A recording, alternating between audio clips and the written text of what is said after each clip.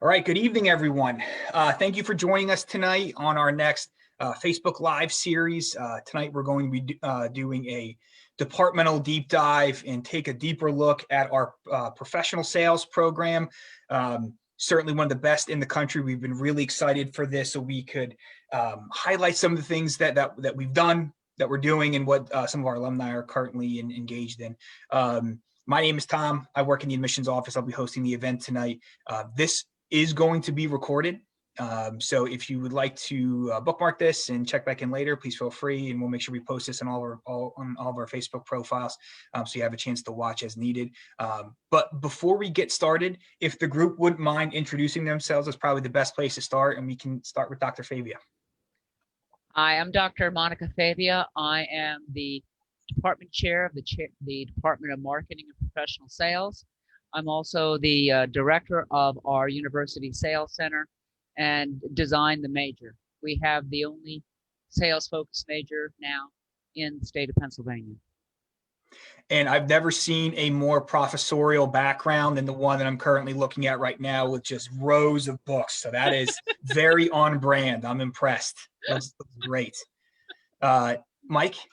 Yeah, well, good evening, everybody. It's a pleasure to be here. My name's Mike Euban. I'm also an instructor in the Marketing and Professional Sales Department, and it's an honor to be here. Mike comes, he's so modest. Mike comes to us after 21 years in pharmaceutical sales, and he was a sales manager with Merck. And he has been a coach and has taken students to a number of sales competitions too. Excellent, excellent. Yeah, Mike, don't be, you're a salesman, right? I mean, don't be modest, right? I figure you'd be reading the resume, you know? Also have coffee, I'm okay. Yeah. All right, great, thank you. Anna. Hey, my name is Anna Hershey. I graduated in May 2019. I currently live in Tampa, Florida, and I work for a company called Kforce. Are we supposed to say anything else, or is yeah? Sorry, okay. Anna. Yeah, I should have prompted you. If you can give us your name, where you're from, the year you graduated, and what you're currently doing now. Okay, perfect. So yeah, that, but I'm from like outside Westchester, like Philadelphia area, and then now I'm at Kforce. I'm outside for them. All right, great. Thanks, Anna. Jacob. Hello, yes, my name is Jacob Corelli. I'm based out of, I'm from York, Pennsylvania, based out of Boston, Massachusetts. I graduated from Bloom in December of 2019, and I currently am employed by Oracle NetSuite. Excellent. All right, thank you, Jacob. Lennon. Yes, my name is Lennon Henry, originally from Allentown, Pennsylvania. Graduated from Bloomsburg in spring of 2015, and I currently live in Phoenix, Arizona, where I work for American Express. Phoenix, Arizona. Everyone flew the coop to warmer weather. I understand. Can't beat it. Can't beat it. Can't beat it. Yeah, it's dry. It's dry heat, though, right? Dry heat. Very dry heat. Yeah. Okay. All right. Austin. My name is Austin Schwartz. I graduated in December of 2014. I'm originally from Bucks County, Pennsylvania, and now I live in Nashville, Tennessee, and I'm with the Tom James Company. Nice. I was gonna say Nashville, Pennsylvania. I don't know. Nashville, Pennsylvania. That wouldn't work.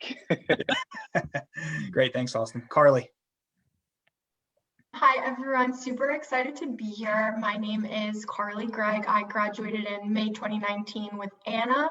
I'm from Westchester, Pennsylvania originally, and upon graduation, I moved to Fort Myers, Florida to be an account manager at Gartner.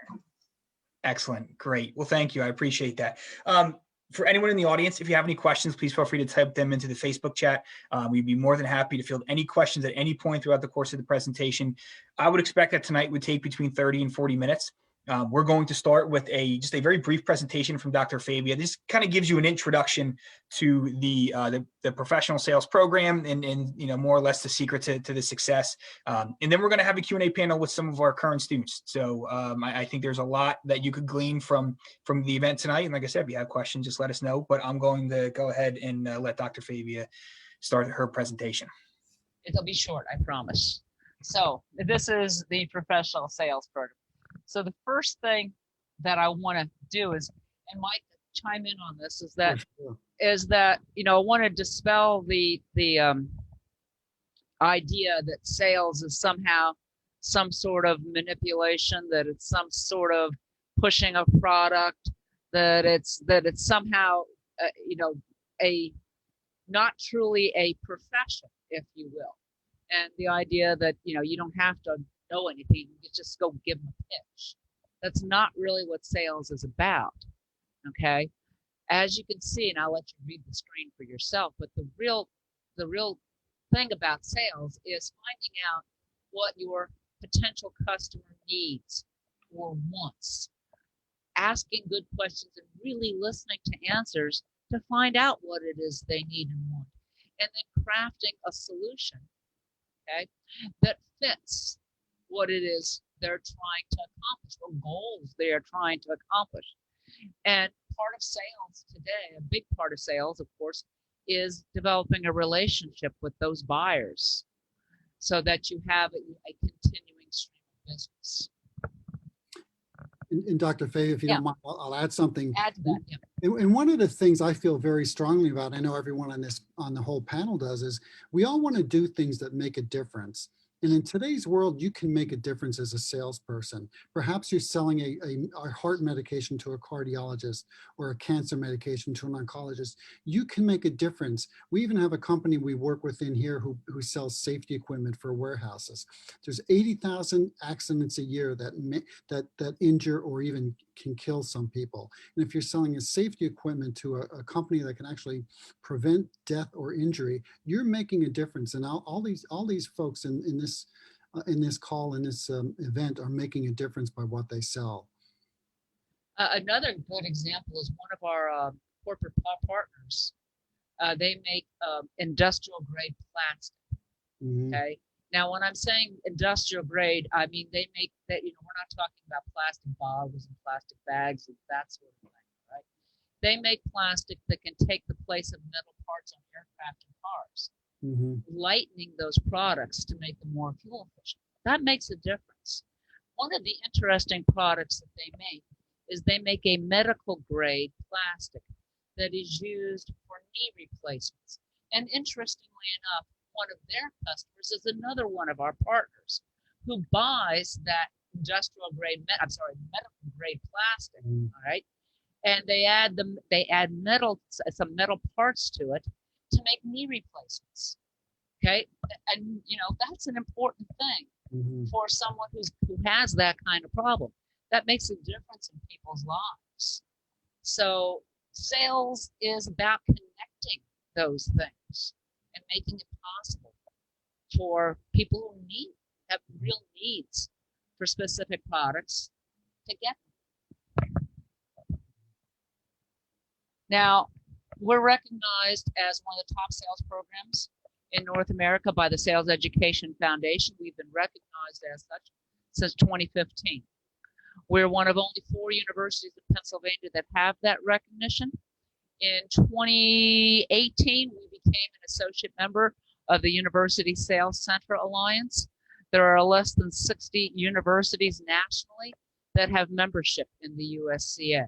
Okay, so it's a mark of the credibility and the credentialing of a sales program. You have to meet certain criteria to be a member. We're the only university in Pennsylvania that has a sales-focused major. And Dr. Favia, I think one of the more important accolades too is what's the placement rate for the? Pretty close to 100%. Pretty close to 100%. Pretty close to 100%. Yeah, really, the presentation could begin and end there, right? We'll continue to go on. Okay. There's a lot of good things to say, but 100% placement rate, you're just about. The average starting salary for somebody who is in professional sales is $50,000 base, okay, and an average of about $25,000 on top of that in commission in the first year. So you're looking at a total average compensation in the first year of about $75,000. Mm-hmm. It beats a lot of other positions and professions and occupations out there. Now, according to Manpower, it's the second most difficult job for them to find candidates for and fill, sales reps, okay? Because to find somebody who has the skill, the knowledge to be able to do this job is not that easy. There's a lot of demand for it, which is why we have such good placement. All right, because people have these misconceptions about what sales is, and then they find out that's really not what it is. Okay, and you can see a number of the companies that we place our students with. Okay, some of them are represented here on our panel. Mm-hmm. Now, some of the competitions, we compete in sales competitions around the country, and we've been doing very, very well. Why are the competitions important? Well, it gives the students who compete that experience, because sales is competitive. So it gives the students who compete, it gives them that experience of being competitive. It also gives them access to career fairs, really, really big career fairs that are part of these national competitions, where in many cases that's where they connect with a job, with a potential employer, right? And at the same time, because we have done well at the various competitions, that has also got us the attention of employers who are in those career fairs. And those employers are now coming to Bloomsburg. Just, for example, Tom James down there with Austin. I couldn't get Tom James to come to Bloomsburg. They weren't interested in us for quite some time.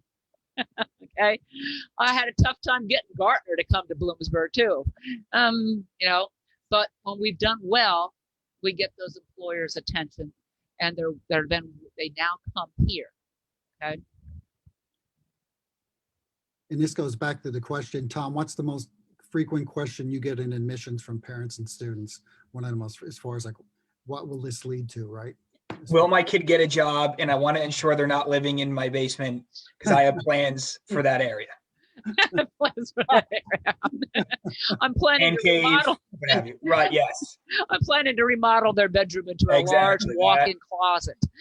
My parents were concerned about. Look, you gotta go. Anyway, so one of the things that we've been able to put in recently that has been an assistance to students as they practice, the craft of being a salesperson, is we have a sales lab in our building. It's just a one-room lab at this point, but downtown in the Greenlee Center, we have access to a 5-room lab down there that is very much like this. Okay. So this allows students to do their sales role plays. We record the sales role plays. Other students are able to sit and watch those role plays in real time. We record them. They can download them. They can use them, and they can review them themselves, to critique themselves. And if they have an especially good one, they can broadcast that out to a potential employer, put it on their LinkedIn. If I recall correctly, Anna, I think you put your speed cell on LinkedIn for a while, didn't you? Yeah, and people say stuff about it now. I'll have a meeting. They're like, "Oh, I saw your speed cell." I'm like, oh. Because we recorded them, all right, and it was a good sales tool, literally. So we hope to see you soon, and we're going to open this up to our panel. Now I'm going to stop my share. Great. Thank you, Dr. Fabia. I appreciate that. So we have a lot of great questions already kind of seated here. And again, for anyone in the audience, if you have any questions that you want to address specifically or any topic you want us to do a deeper dive on, please feel free to let us know. But I want to go ahead and kick it off with the very first question. And for each of the alumni in the group, what are you currently doing? So I guess what organization, what company are you working for, and what is your job title? And we can start with Anna. So I work at K-Force. They're actually headquartered in Tampa, Florida. That's where I'm located at now. And my technical title is a client relations rep, but an outside sales rep is basically what I do. Okay. And when you say an outside sales rep, what exactly versus inside sales, or can you explain that a little bit? No, that's a good question, because I think sometimes people get that confused. So outside, obviously a little bit changed since March, but typically I was going to clients, days of the week and, meeting with them in their offices.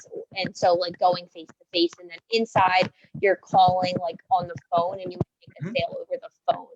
Get your mic closer, Lana. Can you hear? I'm so There sorry. we go. Yeah, perfect. Yeah, Hey, should I do that again, or like, did you hear me okay? No, you heard most of it. No, yeah, we Okay. heard most of it. That was good. Yep, but it's much better now. All right, awesome. Well, let me Great. know if you have any more questions. Okay, thanks, Anna. Jacob, if you give us the same information, and also, and Anna made a good point, what does your current job look like in the state of the pandemic? All right, In yeah, addition so, to the other part of the question. Yeah, so again, I work at Oracle NetSuite. My official title is Business Development Representative. What I do is I'm currently doing a good deal of front-end outreach for prospective clients in our target markets. We're separated by industries, or we call them verticals. And so what that looks like for me is I'm prospecting, looking to outreach to new organizations. And then I would meet with them along with who would be my senior colleague. And usually that's an in-person meeting. However, in light of the pandemic, a lot of that has been conducted through Zoom. And that's been a little twist on things, but there's a lot of cool different things we've learned. But generally, I'm doing a lot of calling, presentations, and Zoom meetings with those prospective clients. Great. Thanks, Jacob. Lennon. Yeah, so currently I do work for American Express. My technical title is a middle market business consultant. And simply what my job is primarily my goal is to reach out to business owners that are of $3 million in revenue and plus, and then I sell them corporate business cards from American Express. Now with these corporate business cards, you get different benefits compared to a standard business card that's tied to an individual. But in light of the pandemic, you would imagine that a lot of businesses are closed currently. So typically day-to-day isn't what it once was. Before I did do a lot of prospecting, looking for businesses to call upon. Currently, we are limited in who we can reach out to. So it's kind of taking it step by step at this time. All right, great. Thank you, Lennon. Carly. Okay, hi, sorry, got my headphones. I currently work at Gartner. So Gartner is the world's leading research and advisory firm. So what that means is we share key insights into organizations, markets, customers, competitors, and technologies to help them drive their growth. So my role is an account manager, and what that kind of means is I work closely with C-level executives who kind of look at myself as an extension of their team. So my focus every day is on building a trusted relationship with clients and getting to understand and be aligned to their most pressing business priorities so that I can kind of orchestrate and deliver the right interactions and resources to them via Gartner. At the same time, I use those conversations to identify growth opportunities along the way to increase their services and get them the right resources they need. Sure. And with the pandemic, I would say that we were a bit of pandemic proof because it was unprecedented times. So technology advancements that would have normally taken place over the next 5 years happened in the past 6 months. So organizations were relying heavily on our analysts, our research to kind of navigate these unknown waters and just pivot their businesses to succeed. Sure. And when you say C-level, what does C-level mean? Like CXO, CEO, CMO, COO, anyone higher up. Gotcha. Okay. All right. I understand now. I hear you. Excellent. So, and I think one of the more unique things is when I think of a salesperson, generally think of a person selling like a physical product, but oftentimes it seems like you're selling a service or you're selling an opportunity. And I think that's kind of a different scale of what people might be used to if all you're doing is following, the pop culture. If you're following The Office and Michael Scott or something like that, there's a lot more to this, which is a big reason why we wanted to do the event tonight. Great. Thanks, Carly. Austin. So I have a couple of titles, I guess, depending on what client you ask or if it's within Tom James. Within Tom James, I'm a sales leader. I work in the Nashville office and we're headquartered down here, but to clients, I might call myself a wardrobe consultant or a haberdasher. So I meet with men and women in their home or their office or now over Zoom and help them build a wardrobe that makes sense for their lifestyle, whether it's for work or for personal use or for both. it's definitely been a little challenging during the pandemic. The pandemic's probably like the only thing that could possibly happen that would affect what people are wearing, because people are required to wear clothing at all times. So it's definitely been something we've had to pivot, and we've come out with kind of like what Carly was saying. It's caused them to come out with things that a whole lot quicker. So we came out with a whole lot of new products, Zoom wear, things that are all driven towards comfort and things like that. So they were definitely things that we hadn't planned on coming out with, but you just have to pivot. I'm sorry, Austin, if they happen to come out with sweatpants that look like khakis or dress pants, you call me, please. So we do. It's insane. We call it we call it athleisure or Zoom wear. We have this pant that basically looks like a dress pant, but feels like a sweatpant. And we have jackets. It's unreal. Game change. And has an expandable waistband. So for Thanksgiving. Which, yes. Yeah. I mean, guys can get real lazy when they wear these pants. So I'm already there. Yeah, the world will never be the same, Austin, as far as I'm concerned. And Austin's being kind of modest too. His clients are in many cases C-suite as well. Mm-hmm. Okay. He's dealing with his clients are people who are chief executive officers, partners in high-level law firms. You're in Nashville. You got any musicians for clients now? We do. We have Luke Bryan. I don't personally work with them. As far as like famous people, I work with more athletes, but it's definitely really cool. You never know who you're going to be in front of. Wow. Holy cow. That's a pretty rock and roll lifestyle. I'm a little jealous. All right, great. Thank you, everybody. Can everyone please tell me a little bit about what your job search process was like? Did someone find you? Did you apply to 100 jobs? Did you apply to 10? When you got in an interview, what was it like? It's kind of a broad-based question, so feel free to kind of fill in the blanks, but go ahead, Anna. Okay. I was like, am I going to be first every time? Anna, you'll be first every time, which you're probably used to because your first name starts with an A. So that's completely fine. I'm ready for it. So I would, am I supposed to give tips? Get that microphone. Okay, I'm so sorry. I was just gonna say, I don't know if you're supposed to give advice, but like I'll just tell you my process was very like proactive, just like we'll probably get to like our favorite part of the sales program and everything, but definitely going to like the competitions and even the career fairs at Bloomsburg, just getting all those business cards was awesome, but actually following up with them and like emailing everyone saying thank you, like even just a quick call with all of them, like that's kind of how my process was. It wasn't like applying online to 50 jobs. It was more like have a quick conversation with all the people you met and like follow up with them and see where it can lead is kind of how I went about it. And yeah, I think one of the more interesting parts of that is that entire process is an interview, right? So the interview happens long before you even get in the room, right? So that entire process of meeting someone and introducing yourself and the follow-up, like all that provides an opportunity for you to showcase your professionalism. And I think that's pretty cool. That's great to hear. Yeah, definitely. Okay, great. Thanks, Anna. Jacob. Yeah, so my process was actually, I like to consider the interview process starting with the sales program. And through the sales program, I had the opportunity to go to ICSC down in Orlando. What does that mean? That's the International Collegiate Sales Competition. It's one of the various opportunities that are provided with being a part of the sales program. So I had the opportunity to go to the International Collegiate Sales Competition down in Orlando. And all of the interviews that I completed were outreach from the companies that were at that competition. And one of the companies there was Oracle NetSuite. They flew me up to Boston for an interview and then flew me up again for another interview. And that's how my process kind of went. So it was kind of sparked by that sales program and the competition.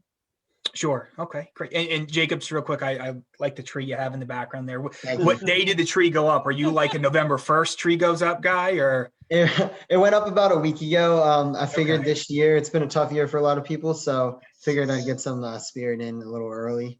No, I respect that. Nice. Very nice, Jacob. Lennon. Thank you.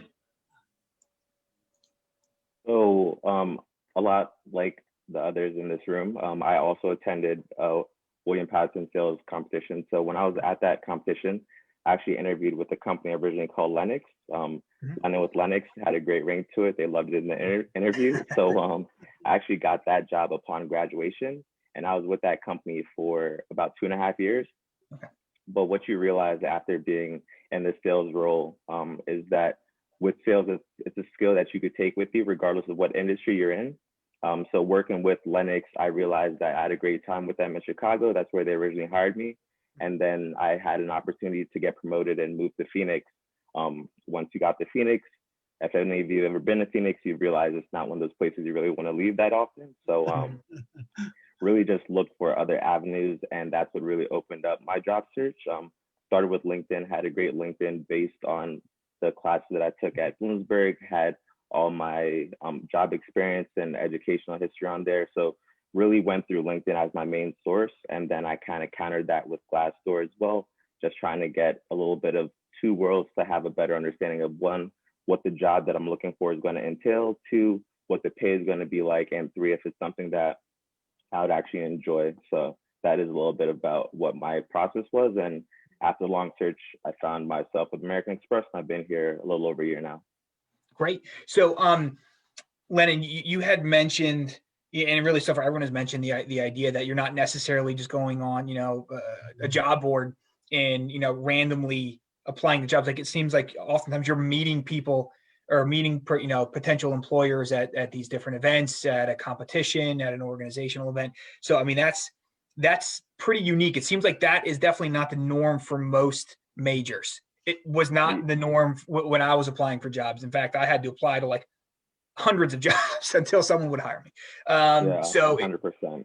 Yeah. So that's I will say this. I would have much preferred to have done it the way that you and Jacob and Anna have done it. Great. Thank you. Carly.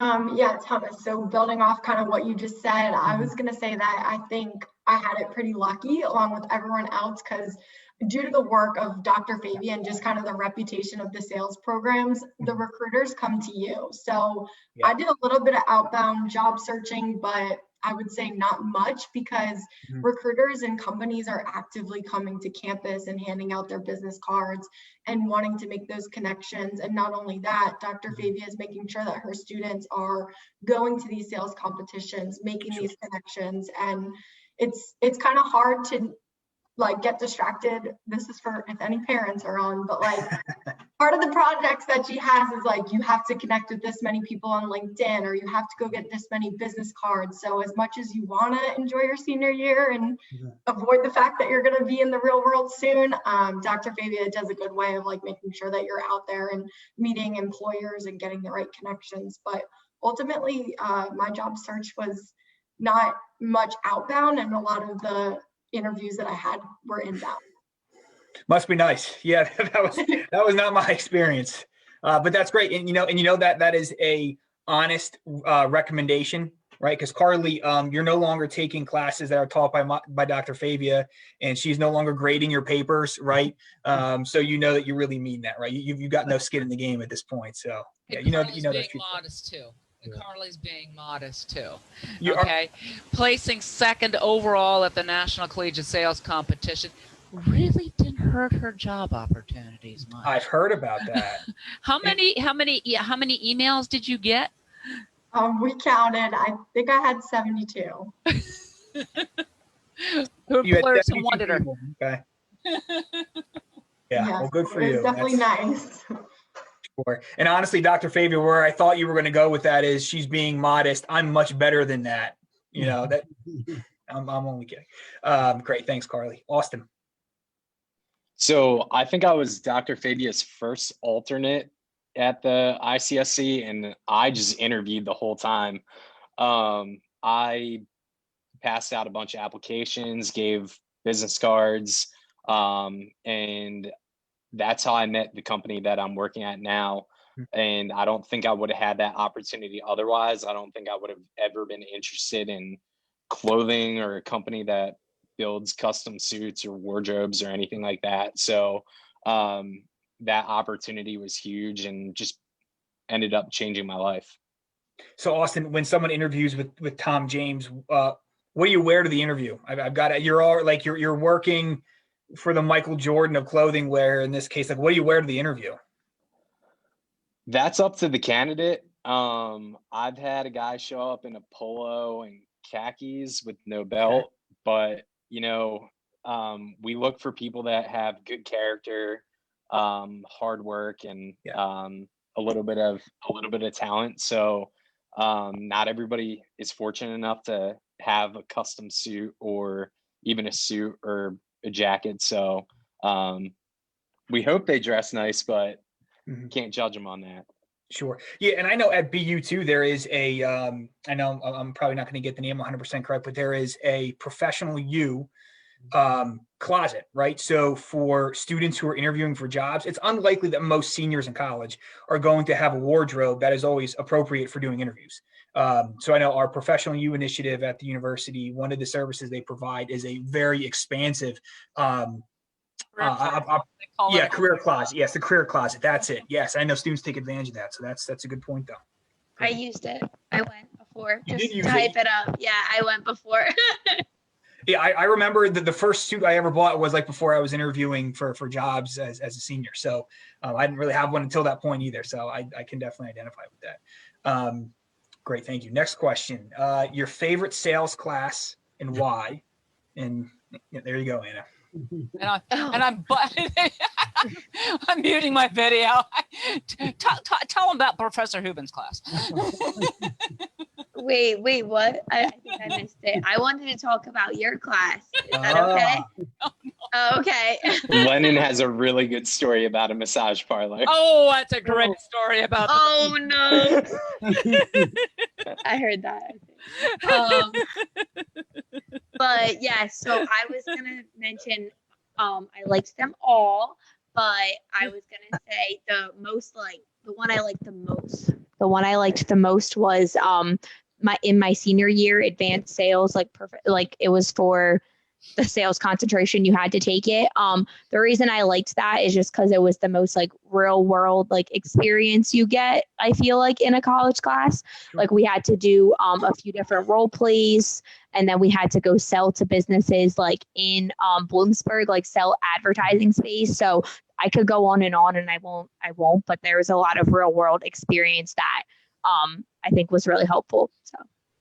So Mike and Monica, if you're not in, let's say you're not in our professional sales program at Bloomsburg, but you want to go into sales, how much exposure to experiences like that are you likely to get in just a generic business program at another institution?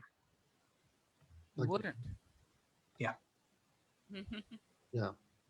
Okay. And Tom, not only that, Tom, I before I was fortunate enough to come back to Bloomsburg University, I was hiring sales representatives for a number of years. This Hall of Fame group we have here would be the perfect hiring targets for me as a hiring sales manager. Mm-hmm. They're coming out of here with skill sets very few people have. If anybody, there's no other college that I can think of that is turning out sales professionals like we're doing. Yeah, they're ready to go. They're more ready to go than a 28-year-old or 30-year-old coming from another industry. They're ready to go. They're hitting the street and making an impact day one. Yes, it seems like the students when they graduate, they're set up to start day one. Day one, very little training required. Essentially, you've already had 4 years of training. They're the platform skills, the sales skills, the personal skills, the soft skills. Everything is built in and ready to go. Yeah, and the thing is too, I've noticed is oftentimes knowledge is easy to acquire, right? But skills take a very long time to develop, years, right? So a lot of your careers are years in the making. And as when you work for an employer, you're looking for people who have skills because that takes a long time to train. You're not going to teach people, soft skills in a 1 hour webinar. It takes years. So that's good to keep in mind. Jacob. So I kind of have two parts to my answer to this one. I really enjoyed two classes. I really enjoyed Principles of Selling with Favia and Sales Management with Hubin. The reason for that is they were both the introductory level of sales, doing the job, and then teaching other people and teams how to do the job. principles of selling is really when I learned that sales isn't just selling, it's about service, it's about helping other people. And Yeah. that's when I really learned how to read other people and kind of ask the right questions, and a lot about discovery, which helps you in more things than just sales. It helps you in life in general. And then I really enjoyed sales management as a follow-up to that, because then with Human, I got to learn how to teach those things if I ever end up in a sales management role. So there were kind of two heads to it. I got to see both sides of it from both of those classes. So they're not only preparing you for your first job, but for the next job after that, kind of like a train the trainer kind of thing. Excellent. Great. Exactly. Thank you, Jacob. Lennon. Yeah, I would have to agree with Anna. The class that Dr. Favia had, being one of the first students to be part of that sales concentration, that really meant a lot. Just part of being there with Austin as well. And we have this one memory of one of the events that took place in the class where, like Anna said, it was a great opportunity. You got to go in town and you got to speak to business owners and really got that real world experience of sales. You know, senior year, very eager. Austin and I decided why not tag team this and see what businesses that we could get on together. So walk into a massage parlor and very eager, hand them my business card and shake their hand without even thinking, and walk away with a little shiny hand. So they're just a little eager, but you know, I took that opportunity and I learned from it. You know, sometimes That's putting it lightly. Sometimes you have to approach the situation a little bit more delicately, read the room before you make a move. So Sure. a learning lesson. All right, great. Thank you, I'll Lennon. never forget you guys coming to class. That was hysterical. Yeah, that was a good time. Carly. Yeah, so like everyone else, my favorite class was advanced selling, probably just because it was like very interactive, a lot of role plays. So I think it got you really good at like natural discovery and teaching those skills. And then just also, like they showed earlier, they had that like recording system, which I thought was so cool because no other schools, well, not no other schools, but I didn't know other schools had that. And I didn't know that our program had that until the class. And also part of like our role plays was being judged by recruiters and people from business. So it was kind of your showtime, which was super good. And it was nice to get their feedback and be able to implement it in your next role play. No pressure, right? Yeah, right. Great. Thank you. Austin. I mean, I was a horrible student, but I love. Hey, I appreciate the honesty. I appreciate it. Yeah. I mean, I think just the selling classes gave me an opportunity that I would have not had based off of my GPA. And I think the class was called Special Topics when it first came about. There were 8 of us. In the real world experience, I used to be so afraid to walk into a pizza parlor to like pitch the owner on advertising and thinking what I do now, but like that just helped conquer a lot of fear and give me some real world tools and experiences to reflect back on that I don't think you get in a normal class that you're just sitting and reading from a book and taking tests and midterms and things like that. So that was by far my favorite class. Yeah, it seems like one of the more intangible skills that you probably need to develop as a salesperson is confidence. And you're not going to learn confidence from, reading a book or going through, a training module or something like that. So you have to have those opportunities. And that kind of leads me into the next question. Real quick. Oh yeah, go ahead. Yeah, because I'm kind of curious because I've got this group in here because of COVID. All right, they're not selling the ads. They didn't do that this time in advanced sales. What they did this time. Remember, we did a team role play, right? And then you sold ads. So what they just did this semester is they did a team sale to get sponsorships. So they were meeting with corporate people. They had to do some of their own prospecting, looking to try to identify companies that looked like they would have a need for salespeople and send them out inquiry emails, set up meetings, and then do a presentation to actually get a sponsorship. that's what they had to do this time. That's awesome.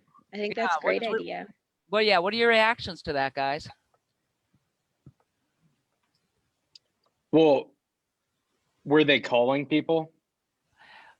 What the initial contact was an email, and then they set up a Zoom meeting. They actually set up the Zoom meeting. I would be in the background if they got stuck, but they conducted the meeting. That's awesome. Mhm. Because I Yeah, think, I would and agree. I don't know if you guys could relate to this, but the people that only email or only send LinkedIn invites without a follow-up call don't ever win, because there's so few people that actually pick up the phone and dial. No, they started that way, and then they had to keep pushing. They would say, okay, I didn't get anything. I'd say, call them. You got a number? Call them. Okay, set up a meeting, get them in a Zoom. And then Yeah. they would get them in the Zoom and actually had to do the presentation. That's awesome.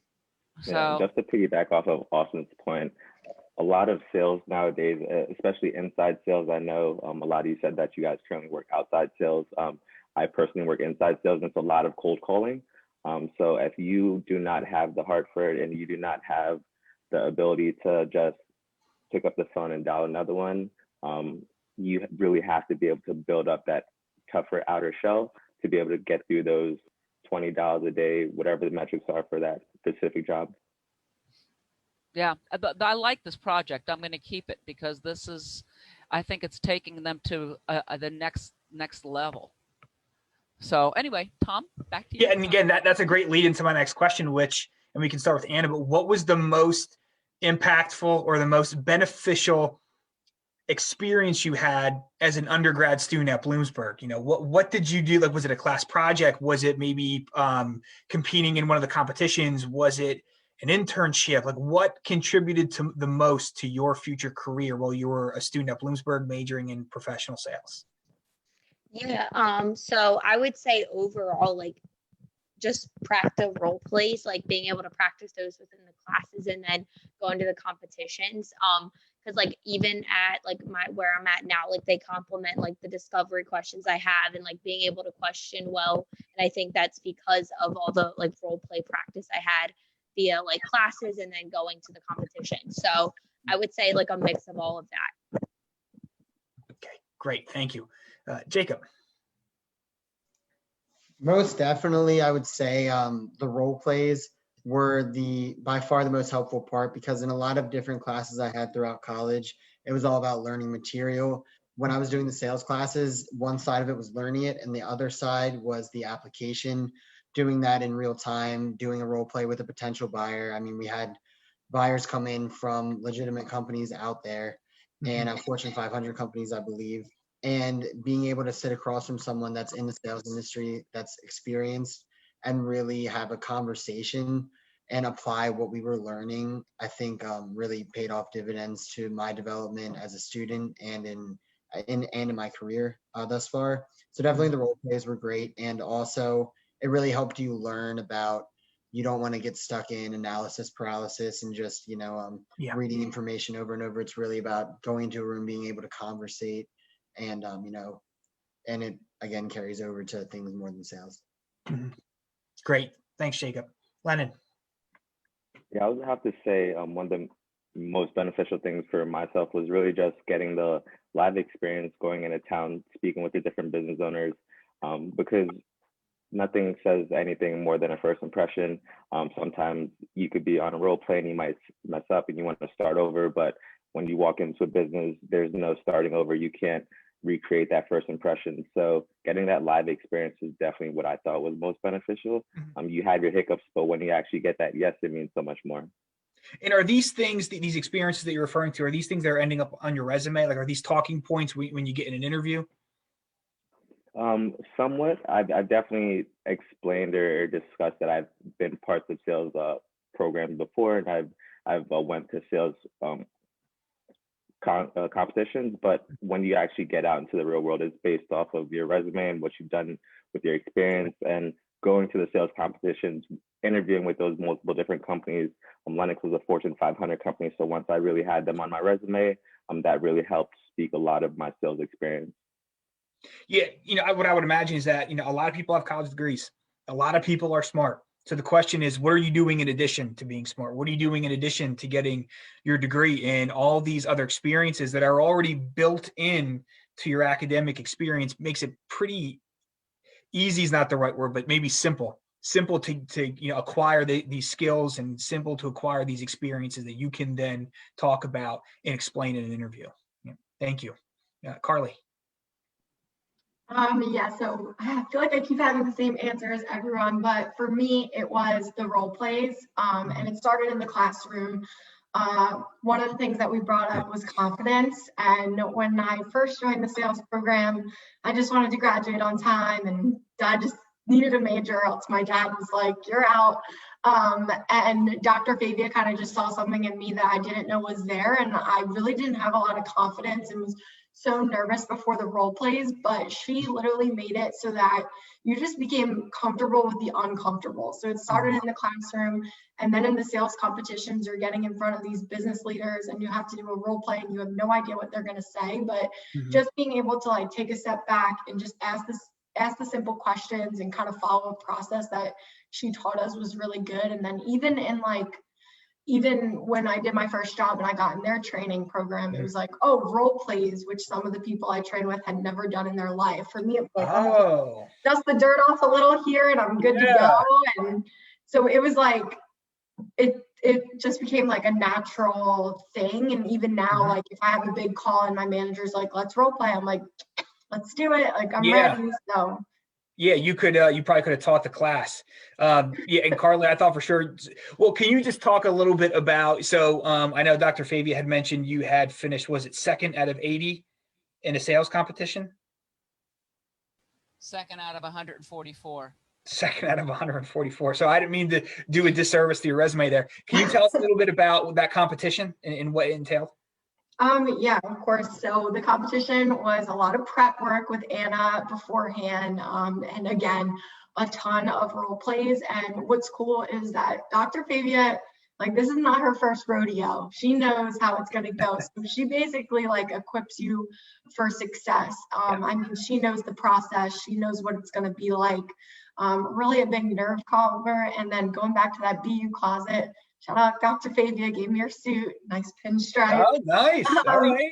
But yeah, it's a lot of networking. So there's like pre-networking where you're going to kind of like get warmed up. Luckily for me, I just so happened to meet a lot of the judges who I'd be role playing with or would be watching my role plays beforehand. So it was nice to have already made that connection. And then in the role plays, it's kind of just following a process, but the biggest and where you collect the most points is during the discovery. And that's obviously the hardest part too, especially because at these competitions, it's kind of technology focused and we're not tech experts just yet. But again, like I said, she just got us really good at like stepping away from the technology and asking the simple questions to get what you need, which is like challenges, timelines, what solutions, boom. Yeah, Dr. Fabia is the salesperson whisperer to a certain degree. Is kind of what I'm gathering. I think so. I'm a coach. Good coach. Sure, great. Thank you, Carly. Austin, and actually, Austin, thoughts on a pinstripe suit for an interview? Is that the direction you would have recommended, or? If it's Carly Gregg, yes. Okay. We tried recruiting her, so I would second everything everybody said. But going in a different direction, the only book I think I've ever read. Well, I've read more books from your now, classes, but, right? Yeah. That's the only book. So I stopped buying books in college after my freshman year, which was not a good idea. But this was the only book that I did buy, and it was in my senior year, and that was the Special Topics book, and it was $15, and I've reflected back on it a million different times, and it's what we actually practiced in that book too, and it's real life stuff, and it was cool to take what we learned from a book and apply it in the classroom and outside the classroom, and it's something I still use today. Sure. And for everyone, following up on what Austin was saying, when you got hired, was there a training process, an onboarding process as a new salesperson? Are you asking me? Yeah, it's open to anybody. And my follow-up question to that was, how was it similar or different to what you were doing as a student in the professional sales major at Bloomsburg? Also, if you have an answer, please feel free to go first. We have a lot of training and extensive training through role plays and sales presentations, and kind of like what Carly was saying, people are like kind of hesitant at first, and it's like, well, I've been doing this during college and it's just kind of second nature. Whereas a lot of people, and they come from like the two biggest schools we recruit from are University of Alabama and Florida State, who also have good sales programs. But if you didn't go to a school that has a prestigious sales program like Bloomsburg and these other schools, you're kind of hesitant at first. So it gives you the advantage coming from a school like Bloomsburg and doing it over and over again. Yeah, that's a great point.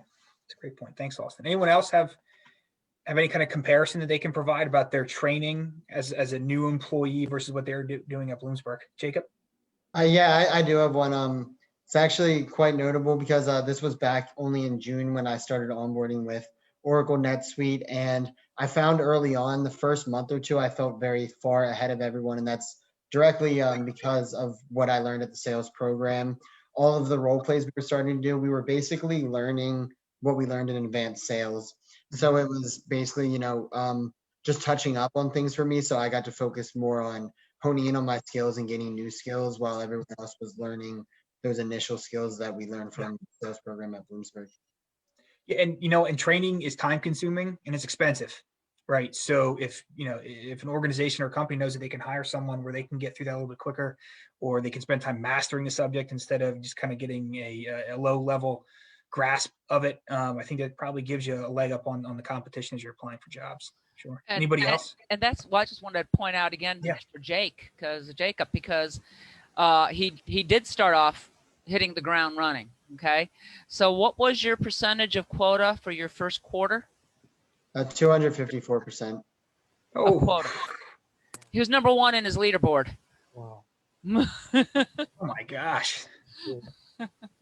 And Dr. Fabi, I'm not sure if you know this, Alex Schaefer, who we recruited from Bloomsburg, led his sales class as well. He made over 11 grand in his first month. Cool. As a college student or post grad. Fresh out. She got him on the panel. Holy cow. Wow. All right. Got some superstars. Anybody else?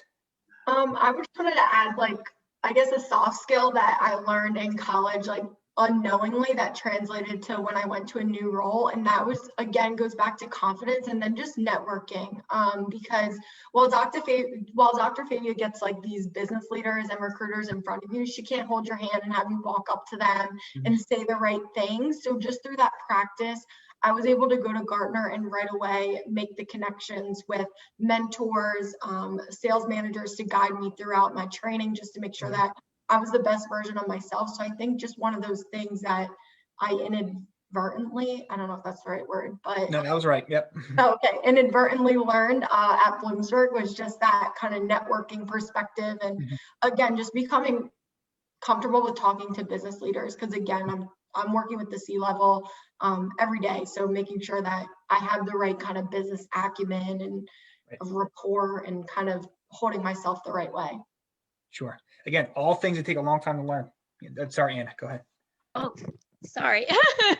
I wanted to add to that. I literally was going to say the same thing, Carly, that Fabia would have a bunch of different businesses come to our classes and speak to us, but it would host networking events after hours, like a kind of happy hour type of thing. And then obviously the career fairs, it all helped a lot with my networking skills as well. And then going into the real world, I would have to go into businesses and get in front of, we all have been speaking about, C-level executives and being comfortable. And that definitely helped doing it in college for a few years first.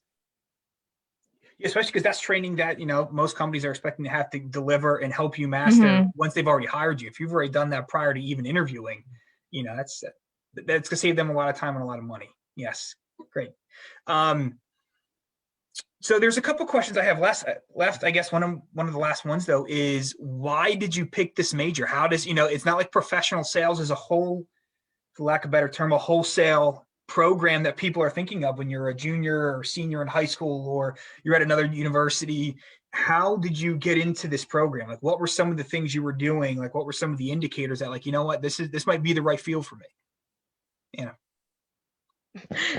So I guess starting like at the end of like high school, like senior year of high school and then beginning of freshman year, I always knew I wanted to do something that like would help people and impact people's lives. And I talk a lot, so something I can talk to people every day and like meet new people, because that's one of something I think I'm good at. So I might as well utilize it every day. So that's kind of why I knew. And then just, so we'll leave it at that because I'll keep talking. Yeah, goodbye. But that was a good answer. So far I heard you're a good communicator. You knew you wanted to be working with people and you knew you wanted to make a difference. Exactly. Right. Okay. So what other majors were you considering? So the curiosity, like what were marketing or? And honestly, that really is where like I went. Like I didn't really think about like that many other ones. Like that was kind of where like my heart took me, I guess. Yeah. Great. Thanks, Anna. Jacob. Yeah, so how I landed in the sales program was I knew on a 30,000 foot bird's eye view that I liked business. I was doing general business management and I knew I did like people, and I also wanted to make a lot of money long term, be able to provide for myself and a family in the future. So through that, I started exploring my options and I heard about the sales program and I met with Dr. Favia and she sold me very well in the program. And I noticed that when I took the classes, this is a profession where you can help people, you can make a lot of money, and you could be, striving to become a better version of yourself every single day. And once I kind of had that experience in that Principles of Selling class, that's really what kind of sold me on sales. What about the professional selling class? So like, what was the aha moment for you, Jacob? Where you're like, oh, you know what, this affirms what I already believe, but now I know for a fact this is what I was supposed to do. Was it a project, a class, a lesson? I think it was when the first half of the class, when we were learning about the different buyer personas, and the discovery questioning, and I found that it was kind of an aha moment per se, that it made me realize when I was walking around talking to friends in different social gatherings as well, you kind of notice these indicators in people, and you really, your EQ really increases those soft skills that you mentioned. Those are some things I wasn't even aware of before Principles of Selling. So I really thought EQ? That's your emotional quotient. That's what my company calls it, but that's kind of more the soft skills, or the kind of the emotional intelligence that is in people, the different expressive, amiable, analytical, different buyer personas. That's awesome. Yeah, that's a great backstory. Thank you. Lennon. Yeah, for me, when I originally got to Bloomsburg, started out as an undeclared major, always knew I wanted to dabble in business. And unfortunately, when Austin and I were there, they didn't have a sales program or sales concentration at the time. So really went into the marketing field and really interested in marketing still within the business realm. And then my junior year, one of my friends that had already graduated was working for a security company in California. So I had the opportunity to go and work with his company as an internship. I'm doing door-to-door sales. So if anybody's ever done door-to-door sales, they know that that's one of the most challenging sales jobs out there. And honestly, I just wanted to get away for a summer. I thought it'd be a nice time, but actually having the experience of knocking on doors, getting so many no's, but then getting that yes and that second yes, and then understanding how I'm actually impacting these people's lives and also how lucrative it could be on the back end. It really just opened up my eyes to what sales can be. And then returning to Bloomsburg, looking into more of those business classes, saw that Dr. Favia was really opening up this master or the sales concentration, and it all the stars just aligned really well. So that's where I'm at. And Lennon, you bring up a good point too, because if you're looking at a school, if you're a prospective student, you're looking at a school that doesn't have a professional sales program, but this is what you want to do. My guess is you're probably Sorry, those are my kids. You figure you're probably going to major in marketing and then try to like retrofit the degree to try to make it, make it as similar as possible for sales. Whereas at Bloomsburg, we have a degree program that's specifically for that. And that's something that I would imagine most schools probably hear a lot is, I want to go into sales. All right, well then you probably have to major in marketing. That's the most similar thing we have. Whereas at Bloomsburg, we have an entire degree program built around sales. Yeah, good point. Carly. Okay, so like Lennon, I came in undecided. I think I declared marketing my sophomore year, and then I was going to ride that out.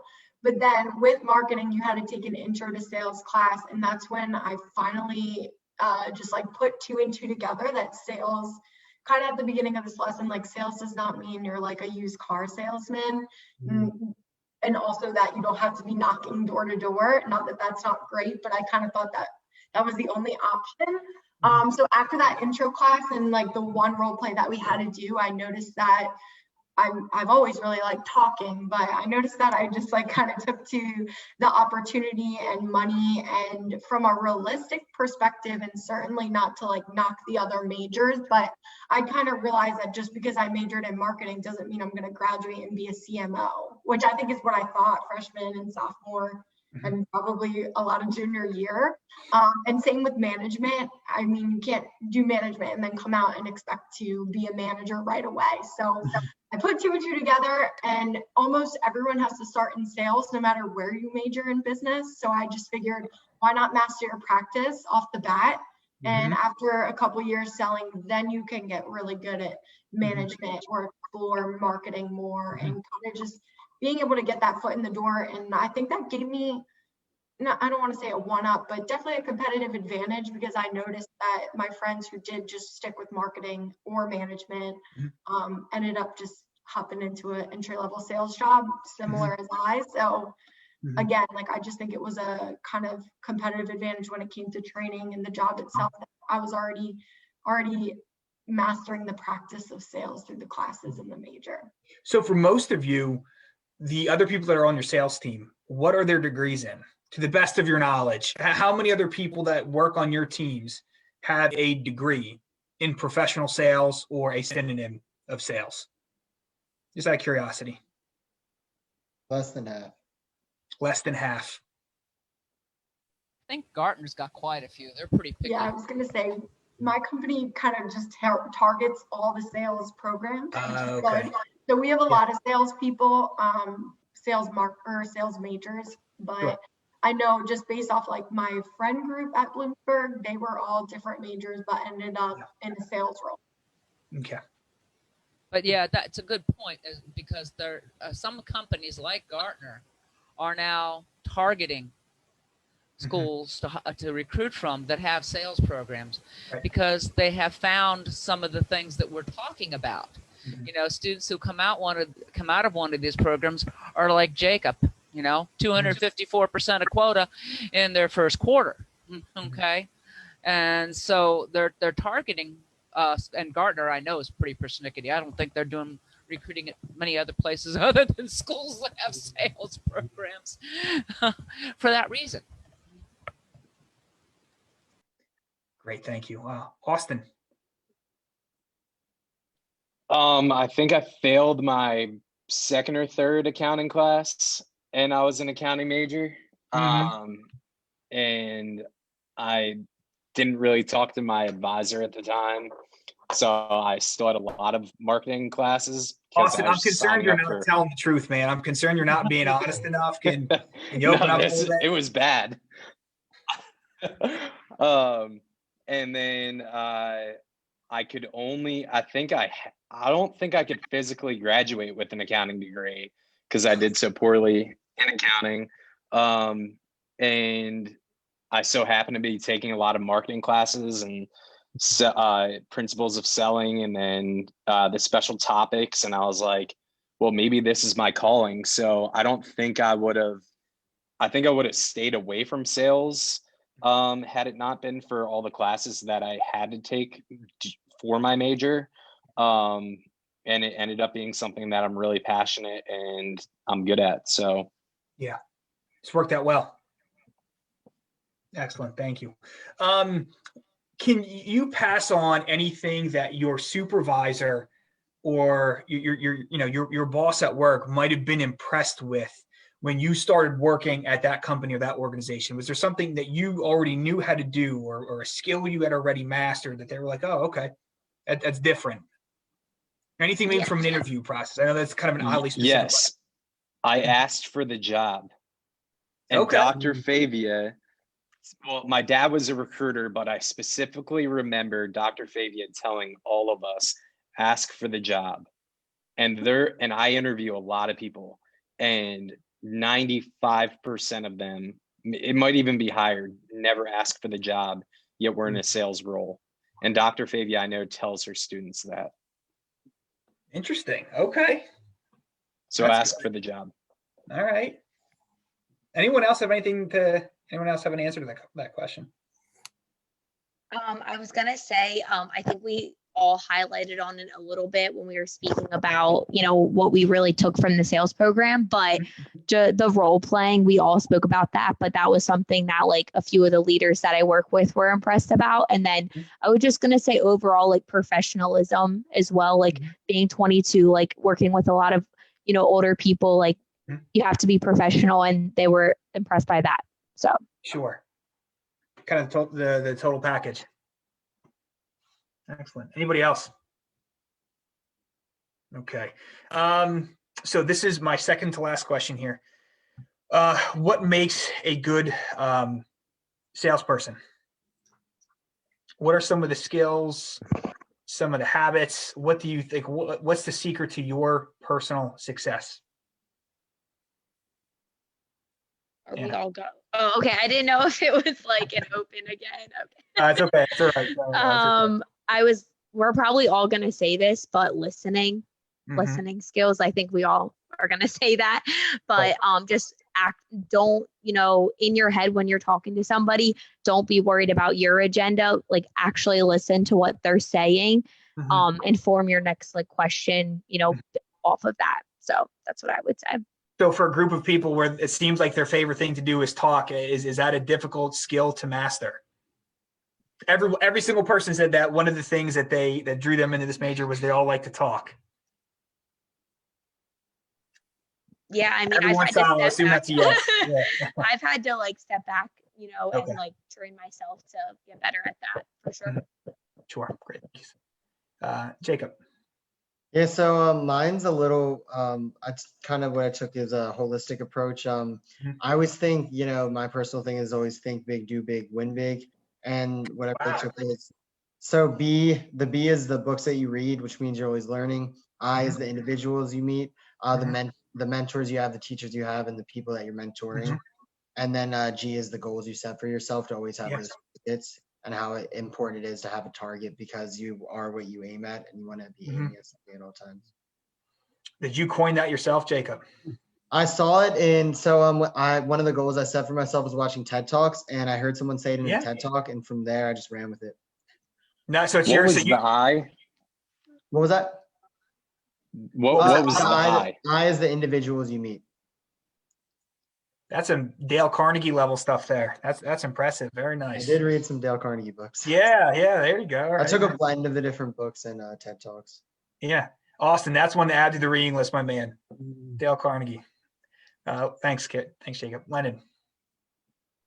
Yeah, I would just say be aware and be present. Kind of like what Annie said, it's so easy in sales to just be thinking about what am I going to say next, or what does this guy want, or what does this person want, or how am I going to get the sale, when in reality, sales is just a conversation. Take it back to the roots. If you just sit down and you have a conversation with somebody and you find out what they want and you open up to them and they see that you're genuinely listening, they'll typically tell you exactly what you want. And then all you have to do is be able to spit that back out to them in a summary of their own words, make them really enjoy the experience. And then they're really just sold themselves at that point, So it's really just a communication. So just have open communication and just be aware and be present. Sure. Great. Thanks, Lennon. Carly. I think that mine would be and everyone here obviously has it, but I think it's just grit and hustle. There's people who hope to be great, and then there's people who hustle to be great, and that's the difference in making a lot of money and being at the top of the stack rankings. So I think just being able to put in the extra hour, make the extra dial, not give up, not get turned down, because in sales, there's so much that you can't control. And you have to learn to really master what you can control and only focus on that. So I think just being able to put in the work, and honestly, I hate to lose. So just having that kind of underlying like fire in you is definitely needed to succeed. Yeah. Hey, good things come to those who wait, but only the things left by those who hustle. Right. Yeah. Austin. I loved what everybody said. Probably what Jacob said resonated the most. And I think when you first graduate, it's hard to think about like a lifelong career or what you want or what you're even going to have for lunch that day, but really trying to dive deep and think about like your long-term vision and goals of why you're working for today and why you're going to work for tomorrow. And it does come down to the books you read and the people you meet. Sure. Great. This is my last question. I feel like there's a lot of pop culture references for people who work in sales, TV shows, movies. I see Dr. Favia shaking her head. Does anyone in the group have a personal favorite? And like, this is a great question I asked. We did an event on nursing or pre-med or some of these other professions that get kind of sensationalized a little bit in pop culture. Does anyone have any answer to that? Wolf of Wall Street. Sell me the pen, right? Yep. That's one that I was thinking. Yeah, the Wolf of Wall Street. Okay, great. Anyone else? It's not. It doesn't highlight a good person. No. Oh no. Yeah, I want to be abundantly clear. Yeah, we're not endorsing the lifestyle. No. Okay, great. I don't know if this is pop culture, but just like somebody on LinkedIn who I love to follow is Josh Braun. He just has the best tips, best posts. They're so good, so helpful, and he like puts a fire like under my butt when I'm feeling lazy to like get out there and prospect and keep your emails simple and just again like keep the hustle going. So I don't know if that's necessarily like a movie, but he's on LinkedIn and he's hey, that's cultural and that's popular, therefore it's pop culture. Yeah, he's a win-win for the giver kind of person. All right, great. Jacob, do you have an answer? Yeah, so I'd say movie-wise, The Pursuit of Happiness. That's one that really resonates with me a lot. Great example. Really shows the whole timeline of how you could climb your way up, and it's all about being. Yeah, I remember the scene where he has to go do the interview and he doesn't have a shirt on or something like that. Yeah, he's wearing a tank top and he was painting on from the night before. Yeah. Great scene. I've only seen that movie once, but I remember that scene so vividly. Yeah, I'm a big Will Smith fan. All right, great. Well, even the scene when he's telling his son that he's not going to be good at basketball because he's not good at basketball and just not letting your circumstances define you. Yeah. Oh my gosh. Yeah, man, I'm getting chills right now. That's a great movie. I forgot about that one. Yeah, shame on me. Anybody else? Because there's one obvious one that I'm surprised no one has mentioned that, and that's The Office. No. Oh, Monica. Whoa. Coming in hot. You don't like The Office? Oh, wow. It's funny, but it's not even anything that resembles reality. No, it's not real. No, it's not real. It's not real. In fact, when you all were talking about role playing, the only thing I could see in my mind was when Michael is giving Dwight and Jim, they're going through that role playing training session out there. Their numbers weren't great for the quarter, but anyways, that's got nothing to do with what it's like to be a salesperson. Any parting advice, anybody, before we sign off here? I wanted to just add the other thing about being a good person / salesperson is just be genuine, like at all times. Yeah. Honestly, and that's one of the things, if I ever take a phone call from a salesperson, is that's one of the things that normally is pretty obvious to tell is whether or not they're being genuine. And if it feels like it's put on or, like it's an act, it kind of dampens the interest, whatever it is that they're selling, so that's a great point. Yeah. I have a one quote that really got me into sales that actually my dad coined was nothing can be created, innovated, or advanced in our economy until someone sells something to somebody. And sales is kind of, the Yeah. base and the foundation of our world. Mhm. And that's why I find it very meaningful. That's a variation on the really old one that no one knows who to attribute it to. I've heard it attributed to Henry Ford. I have no idea, but the very short one of that is nothing happens until somebody sells something. Mm. Yeah. Yeah. Jacob, was your dad, did he work in sales or? He's a financial advisor. Okay. So in a sense, yeah. Yeah. All right, great. Anybody else? I have some parting advice. Yes. Mine would just be like, don't knock the sales program until you try it. Like, Mhm. if you're not 100%, go talk to Dr. Fabia, connect with us on LinkedIn. We'll answer all like your deepest, darkest secrets you don't want to ask in front of your teacher or parents. So just like actually being open-minded to sales and like really seeing what it's all about. I thought for sure your parting advice would be something to the effect of like finish first in a competition with 200 people or like, it's just Or gonna make your life a lot easier. second place is just the first loser. So Yeah. I know Dr. Fabia loves the NCSC, but Hey, I got first, of course. spoken like a true salesperson right there, right? It opened lots of doors for us. Austin. Yeah, if I would add anything as a takeaway, I would really just say that one of the beautiful things about sales is it's universal. So regardless of what industry you're in, whether you're interested in clothing or business cards or technology, you could really take this profession and take it across the board. And you could just continue to go until you find something that really suits you. Sales is something that a lot of people enjoy, but once you find that one product that you actually really love to promote and you can stand behind it, it makes the job that much more worth it. Every company has a sales team, so it's pretty, I think you said universal, Lennon, and that's probably the best word to use. I mean, it's a skill set and a job and a career that's, transportable to so many different sectors, so many different parts of the country, remote, so it's a career field that's not going anywhere. But that's an outstanding point. Yeah. Austin. And so all like the number one thing all my clients have in common is they're busy and they're successful. And almost all of them had been in sales at some point. Whether it's where they started or they got promoted to a sales position. And what you learn in sales, I mean, everybody's mentioned it, grit, being genuine, persistence, and things like that. It just gives you an intangible set of tools to bridge the gap, whether you stay in sales or it brings you to the next level. It's a launching pad for a lot of careers. I thought for sure you were going to say like, make sure you buy your books or, go to class or something like that. All right, great. Well, everyone, I know we went a little bit longer than 30 or 40 minutes.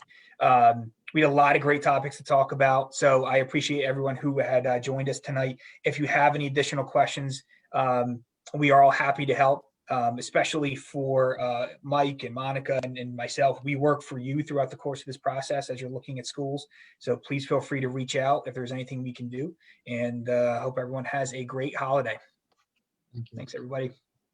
Thanks, everybody. I appreciate all of you.